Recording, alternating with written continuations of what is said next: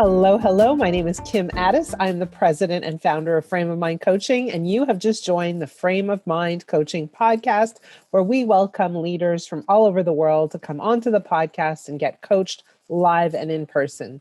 Today, my guest is Chett Rubenstein. He is the president and founder of a company called Aktiver. Chett, welcome. Thank you. So where are you in the world? What are you up to? What have you been up to? What is Aktiver? Fill us in. You got it. I'm actually out on Long Island, outside of New York. I live on the South Shore, right on the Great South Bay. So what Aktiver is Aktiver is a new company in the data science world. And, Okay. I'm sure you've heard a lot of news as of recently around what's going on in the world of data science. There's a lot happening, and we are making a big difference in that space and really helping to forward data science efforts on a global scale. So for the layperson who isn't a data science expert and doesn't really understand what you are referring to when you say data science, what do you mean, and what does Aktiver do for data scientists? Yeah, that's a great question. There's a lot of buzzwords spinning around, including artificial intelligence, or AI, which people use very freely. And I'm actually trying to semantically get a little bit more specific with people when we talk about that world. So specifically, we live in the world of machine learning and deep learning, which is a means to actually model based on data that you have, kind of create machine models so that they can produce predictive outcomes. So, a good use case for that would be a computer vision model that would help you identify an image. Maybe a brain scan, an MRI, where you're trying to identify disease potentially. I see. So in other words, what you're trying to do, and I'm going to say it in Kim language, is what you're trying to do is you're trying to teach this system to recognize, let's say, brain patterns so that they could say, hey, this looks like a red flag. We need to take a closer look. Exactly. Oh, wow. That was so much easier for me to understand. Thank you. Okay. So how long have you been at this for, and where are you in the process of your startup? So for what we're actually doing, we've been working on this for about 3 years in field with our actual, the work that we do as data scientists. The company itself was just legally formed last year in August. I got involved right after that. One of my technical co-founders is somebody I've known through the data science community for a long time.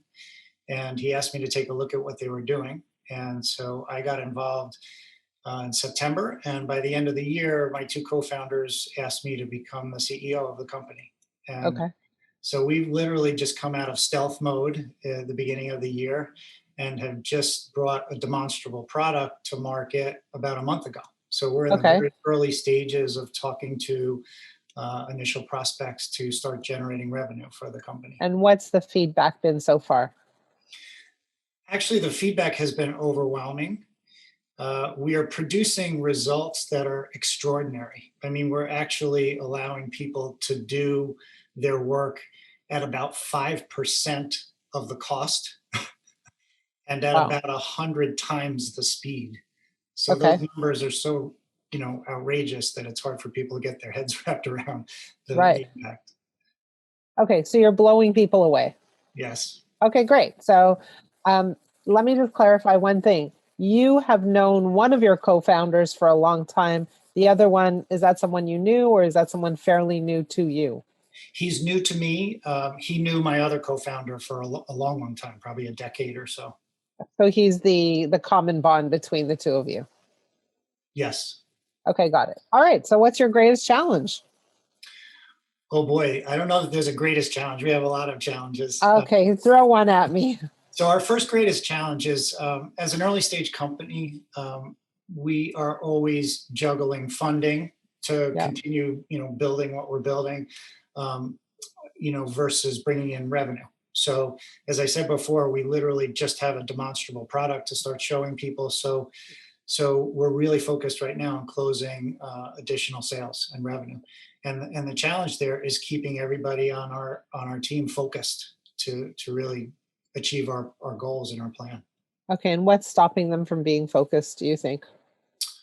A myriad of distractions. Some of it's inexperience, some of it's just the myriad of distractions that come up with a company of our size and status. Can you be a little more specific when you say distractions and inexperience? So, what kind of distractions are you talking about? Well, so as a CEO, I have to juggle, everything that's going on in the company. And I also have to manage risk, right? So I have to identify all the things that we're doing and see where our biggest risks are and try to mitigate those. Yeah. So, one thing, for instance, is development on the product itself. That has to be managed, that whole process, and getting people to effectively work together on that. Getting a sales process together, because if you want to be successful in sales, it's been my experience, you can't just do that randomly. You have to be very intentional about how you're approaching the market, what the messaging is to that market, et cetera. Keeping people focused on that is very difficult. And then just getting them focused on really being particular about, hey, who are we talking to? Is everybody communicating together about who we're talking to? That's been a challenge. Okay. So let's take away the development of the product and let's just focus on the other two areas, right? Your sales process creation and who we're talking to, because those are related to revenue generation. Yes. So when you say, hey, here's our target market, what happens? Do they forget who the target market is? Do they go after somebody completely different? And then when you create a sales process, do they follow it, or are they having a hard time following it? Like, what's the actual, I'm trying to drill down a little bit. No, those are good questions. And it's a little bit of both. So when you're early in a market like we are, half the challenge is to get out of your own head and to get out of your own house and go out and talk to people, as many people as you can. And then listen to what they say. Listen carefully. So it's not about spouting information to people about how great we are, what we're doing. It's really about listening to them and what their problems are, so we can see how we can help solve those problems. That's a challenge for some of my team members because they're not as experienced in this kind of a process of really how to sell and how to ask questions. So that's tough for them. Okay. So again, let me just kind of really nail down this problem. You want them to go out, talk to people, and get feedback. That requires a certain kind of listening skill. Yeah, listening, not speaking. And what you're seeing is they go out there and they present. They're promoting the product, and they're not giving a lot of space for the listening aspect. Right. Did I say that correctly? Absolutely. Okay. I understand. Okay, so I want to look at that in a multitude of ways, if possible. Mm-hmm. Number one is that I find personally a common trap that leaders fall into when they look for behavioral change in people around them. So you're looking for a behavioral change. You're saying, "Hey, stop talking, start listening." That's 100% of behavioral change, and it sounds like a very easy task. Right? It sounds easy to do. Except here's the thing. The reason that people don't behave the way you want is that something is getting in their way. And it has to do with their thinking. It has to do with their beliefs. And so very often what leaders do is they say, hey, here are the actions I want you to take. Just go do this. And a lot of times leaders believe that coaching means pushing behaviors or directing behaviors. And what I want to do is always kind of go backwards a little bit and say, hold on a minute. Behaviors follow thought. First we think and we have beliefs, then we behave. And when we only try to change the behaviors without addressing the beliefs, we get poor results, or we get short-term change that is not sustainable. So in your case, there are two things at play. One is skill set. How do we start listening? What is it that we actually need to do? But the other part is those beliefs that keep popping up that I'm guessing haven't really been addressed. I want to pause for a minute. Any thoughts on that so far? And then we can go more specific. Well, my initial reaction to that is that's brilliant because Thanks. the light bulbs are just flashing off in my head about, aha, that makes a huge amount of sense. So talk to me more about, that idea of going into the beliefs with my team members. So again, I can use my own admonition, right? To listen more and understand what they're thinking so that I can understand what's driving their behavior. Exactly. That's beautiful. So what could they be thinking? What could their beliefs be? Their beliefs could be, man, I'm terrible at sales. I don't know what I'm doing. I'm already out of my comfort zone and, like I'm slaying and he's telling me I'm not doing a good job. Another belief could be, hey, we need to make sales. So I need to sell. I need to push the product. If this is really the thing that's at stake here, I need to go and promote. We don't have time to wait and get feedback. Like that's not sales, right? Yep. Another piece of it is like simply a skill set of I'm not equipped with the right questions. I don't know what that looks like. So I'm trying different things. I'm a little awkward. So I don't, so I'm a little trepidate. I'm a little unsure of myself. I believe I don't know what I'm doing. Okay, so I'm giving you 3 possibilities. There could be 100 more. Right. I mean, one possibility for my technical co-founder could be more that, and I'm trying to get him to understand how advanced he is. I don't think he fully realizes or understands like how sophisticated he is as a data scientist. Yeah. And I'm finding that as we're going out and speaking to people, there aren't a lot of people that have that level of sophistication. So they So don't understand him. no, they're totally blown away. And it's not that what he's saying isn't exciting and valuable, but it's so beyond their comprehension that it's almost like we need to kind of dial back, I think, Right. and really, and again, that comes into speaking less about the great stuff we've created and understanding more about what their world is like and how they're being challenged today. So then there's one other piece, and I'm going to throw it at you. It sounds a little bit like you're trying to put a round hole into a square peg or the other way around. So you have a highly analytical, highly complex brain trying to sell in a simple way. The two don't seem to match. Correct. And so the question becomes, is this person the right person for this conversation? And then the next question that follows that is, can this person let go of that so that they can let other people on the team have those conversations? Well, maybe if he can see an effective alternative, Right. right? And so that's the key, because what does he want? He wants success. Correct. And so if he could see something else working, perhaps that's the key.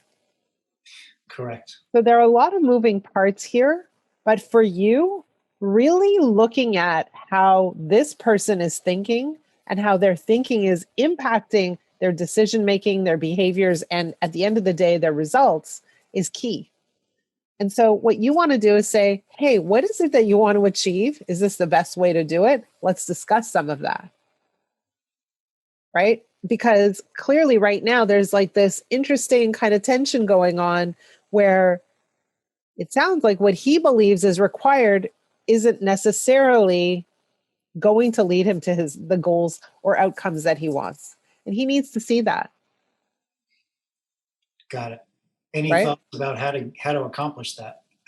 Well, again, what you do is you say, okay, here are the conversations we've had. Let's review them, right? Let's see what went right, what went wrong, what happened. And you could say, I feel like people don't understand you. You're speaking at a level that's much, much more advanced, and you're losing people in translation. Right? So your goal is this, but we're not achieving that. And here are the reasons why. And so here are some potential solutions. But I really think that part of the issue is, what is the belief about how to get from point A to point B? And that's where there's an issue between the two of you that says you have this picture of what it looks like, and he has a different picture. And you're just pushing your picture down the line without really addressing the beliefs that are causing him to behave the way he is. Got it. Does this make sense? Yeah, it absolutely makes sense. Okay, good. Any other questions? I mean, we did this pretty fast. Well, sort of related topics are, that I jotted down and before we got on, I was thinking about how do I get this small team to collaborate effectively? Seems like it's much more challenging than I've experienced in the past. Some challenges I've experienced in the past is we just didn't have the right tools at our disposal to effectively collaborate. That's absolutely not the case here. We've got the most effective tools to affect collaboration.